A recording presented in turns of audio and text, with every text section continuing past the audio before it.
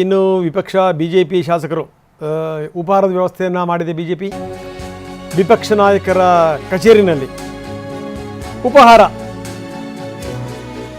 ಉಪಹಾರ ಕೂಟದಲ್ಲಿ ಶಾಸಕರಿಗೆ ವಿಪ್ ಜಾರಿ ಮಾಡಲಾಗುತ್ತೆ.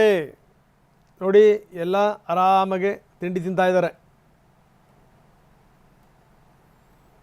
ಸೊ ಇಲ್ಲೇ ಈ ವಿಪಕ್ಷ ನಾಯಕರ ಕಚೇರಿನಲ್ಲೇ ತಿಂಡಿ ವ್ಯವಸ್ಥೆ, ಅಲ್ಲಿನ ವಿಪ್ ಜಾರಿ. ಇಲ್ಲಿ ಬಿಜೆಪಿಯ ಇಬ್ಬರು ಅಭ್ಯರ್ಥಿಗಳಿಗೆ ತಲಾ 29 ಮತಗಳು ನಿಗದಿಯಾಗಿದೆ. ಹೆಚ್ಚುವರಿ 4 ಮತ JDSಗೆ ಕೊಡಲಿಕ್ಕೆ ಬಿಜೆಪಿ ನಿರ್ಧಾರ ಮಾಡಿದೆ. ಸೊ ಇದು ಸಂಗತಿ. ಯಾರ್ಯಾರಿಗೆ ಯಾವ್ಯಾವ ಅಭ್ಯರ್ಥಿಗೆ ಯಾವ್ಯಾವ ಶಾಸಕರು ಮತ ಹಾಕಬೇಕು, ಸೊ ಅದೆಲ್ಲ ಸೂಚನೆಗಳನ್ನು ಕೂಡ ನಾಯಕರು ಕೊಡ್ತಾ ಇದ್ದಾರೆ.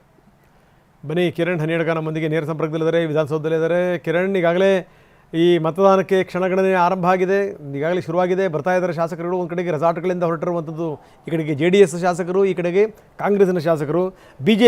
ಬಿಜೆಪಿಯ ಈ ವಿಪಕ್ಷ ನಾಯಕರ ಆಫೀಸಲ್ಲೇ ತಿಂಡಿ ತೀರ್ಥದ ವ್ಯವಸ್ಥೆಯನ್ನು ಕೂಡ ಮಾಡಿರುವಂಥದ್ದು. ಬಿಜೆಪಿ ವಲಯದಲ್ಲಿ ಏನೇನು ನಡೀತಾ ಇದೆ ಕಿರಣ್?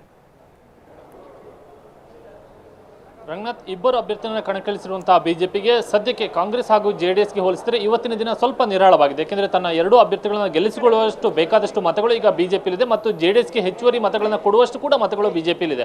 ಹಾಗಾಗಿ ಎಲ್ಲರಿಗಿಂತ ಉಳಿದ ಪಕ್ಷಗಳಂತೂ ಆರಾಮಾಗಿ ಇವತ್ತು ಚುನಾವಣೆಯನ್ನು ಬಿಜೆಪಿ ಮಾಡ್ತಾ ಇದೆ.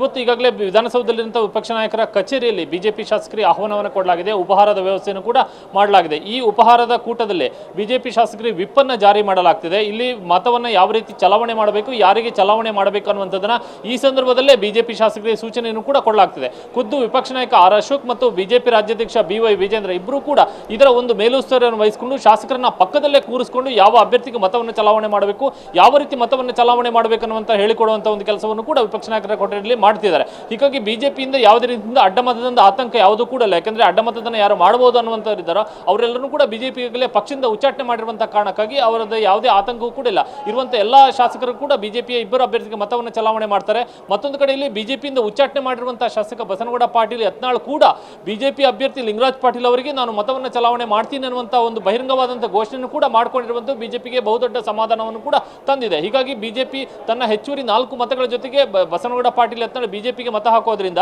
ಒಂದು ಹೆಚ್ಚುವರಿಯಾಗಿ 5 ಮತಗಳನ್ನು JDSಗೆ ಕೂಡ ತನ್ನ ಪ್ರಥಮ ಪ್ರಾಶಸ್ತ್ಯ ಮತಗಳನ್ನು ಕೊಡೋದಕ್ಕೆ ಸಾಧ್ಯವಾಗುತ್ತೆ. ಹೀಗಾಗಿ ಇಂತಹ ಒಂದು ವ್ಯವಸ್ಥೆಯನ್ನು ಬಿಜೆಪಿ ಮಾಡ್ಕೊಂಡಿದೆ. ಯಾವುದೇ ರೀತಿಯಾದಂತಹ ಅಡ್ಡ ಮತದಿಂದ ಆತಂಕ ಇಲ್ಲದೆ, ಯಾವುದೇ ರೀತಿಯಂತಹ ಸಮಸ್ಯೆಗಳು ಇಲ್ಲದೆ, ಎರಡೂ ಅಭ್ಯರ್ಥಿಗಳು ಕೂಡ ಗೆಲ್ಲುವಂತ ನಿಟ್ಟಿನಲ್ಲಿ ಎಲ್ಲಾ ಸಿದ್ಧತೆಯನ್ನು ಮಾಡಿಕೊಂಡಿರುವಂತಹ ಬಿಜೆಪಿ ತನ್ನ ಶಾಸಕರಿಗೆ ಮತವನ್ನು ಕೂಡ ಹಂಚಿಕೆ ಮಾಡಲಾಗಿದೆ. 29 ಮತಗಳನ್ನು ಹಾಕೋದಕ್ಕೆ, ಅಂದ್ರೆ ಎರಡು ಅಭ್ಯರ್ಥಿಗಳ ಪೈಕಿ ಒಬ್ಬೊಬ್ಬರಿಗೆ ತಲಾ 29 ಮತಗಳನ್ನು ಬಿಜೆಪಿ ಹಂಚಿಕೆ ಮಾಡಿದೆ. ಯಾವ ಶಾಸಕರು ಯಾರಿಗೆ ಮತವನ್ನು ಹಾಕಬೇಕು ಅನ್ನುವಂಥ ಸೂಚನೆ ಈಗ ವಿಪಕ್ಷ ನಾಯಕರ ಕಚೇರಿಯಲ್ಲಿ ಕೊಡ್ತಿದ್ದಾರೆ. ಹೀಗಾಗಿ ತಲಾ 29 ಶಾಸಕರು ಮತವನ್ನು ಚಲಾವಣೆ ಮಾಡಿ ಉಳಿದಂತ ಮತವನ್ನು JDS ಅಭ್ಯರ್ಥಿಗೆ ಪ್ರಥಮ ಪ್ರಾಶಸ್ತ್ಯವಾಗಿ ಕೊಡ್ತಾರೆ. ಹೀಗಾಗಿ ಬಿಜೆಪಿಗೆ ಯಾವುದೇ ರೀತಿಯಿಂದ ಆತಂಕ ಇಲ್ಲದೆ ಈಗ ಚುನಾವಣೆ ಮಾಡುವಂತ ನಿಟ್ಟಿನಲ್ಲಿ ವಿಧಾನಸೌಧದಿಂದ ವಿಪಕ್ಷ ನಾಯಕರ ಕೊಠಡಿಯಲ್ಲಿ ಬಿಜೆಪಿ ಶಾಸಕರು ಒಬ್ಬೊಬ್ಬರಾಗಿ ಬಂದು ಸೇರ್ತಾ ಇದ್ದಾರೆ. ರಂಗನಾಥ್, ಧನ್ಯವಾದ ತಮ್ಮೆಲ್ಲ ಮಾಹಿತಿಗೆ.